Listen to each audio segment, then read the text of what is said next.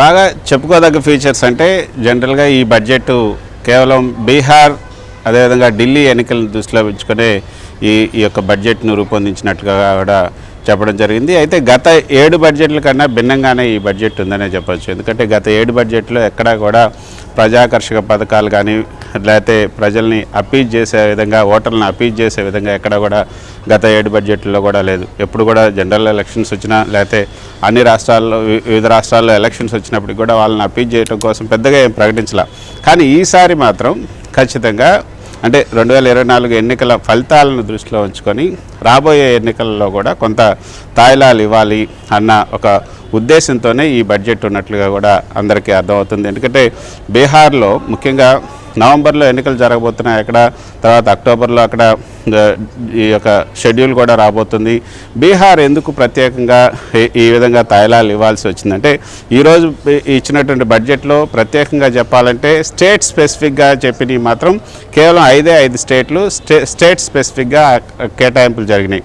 ఒకటి బీహార్ ఉంది, ఆ తర్వాత అస్సాం ఉంది, తర్వాత అండమాన్ నికోబార్ దీవులు ఉన్నాయి, తర్వాత నార్త్ ఈస్టర్న్ స్టేట్స్, తర్వాత గుజరాత్. ఈ 5 స్టేట్స్కు మాత్రమే సపరేట్ అలాట్మెంట్స్ అన్నవి ఈ యొక్క బడ్జెట్లో ఉన్నాయి.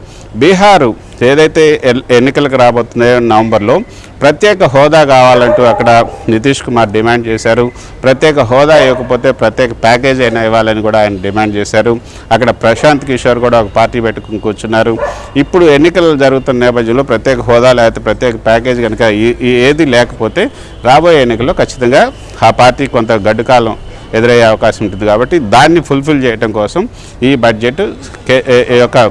బడ్జెట్లో బీహార్కి చాలా ప్రాధాన్యత ఇచ్చారు. అంతేకాకుండా మొన్న ప్రకటించినటువంటి 2024 తర్వాత వచ్చినటువంటి ఇంటరిమ్ బడ్జెట్ ఏదైతుందో అందులో కూడా 59,000 కోట్ల రూపాయల ప్రాజెక్టులు ఇచ్చారు. ఇప్పుడు ఈ రోజు కూడా ఇచ్చినటువంటి ప్రాజెక్టులో చాలా ఎక్కువ ప్రాజెక్టులు ఉన్నాయి. 4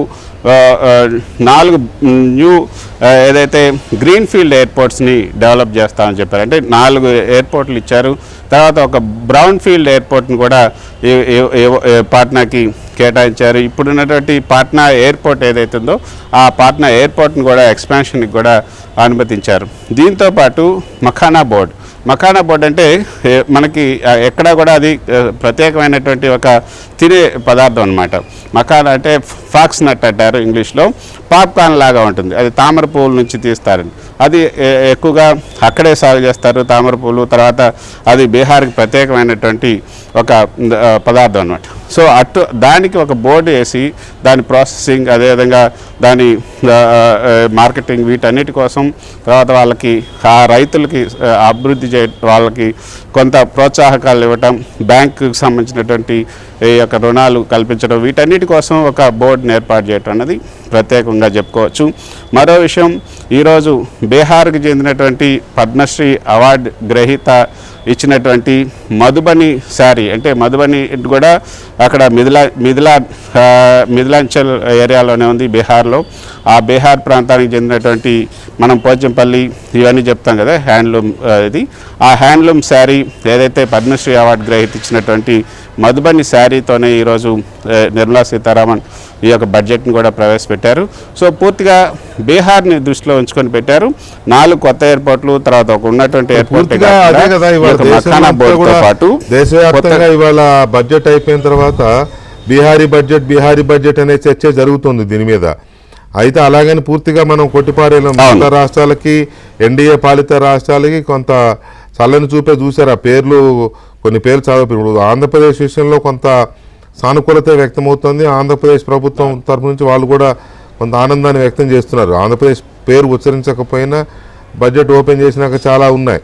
బట్ వేరేజ్ తెలంగాణకు వచ్చేసరికి చాలా నష్టం చేశారు. ఆ ప్రస్తావనే లేదు అనే ఒక చర్చ జరుగుతోంది. సో తెలుగు రాష్ట్రాలకు సంబంధించి బడ్జెట్ అనెక్జర్స్లో ఏమున్నాయి అంటే తెలుగు రాష్ట్రాలకు సంబంధించి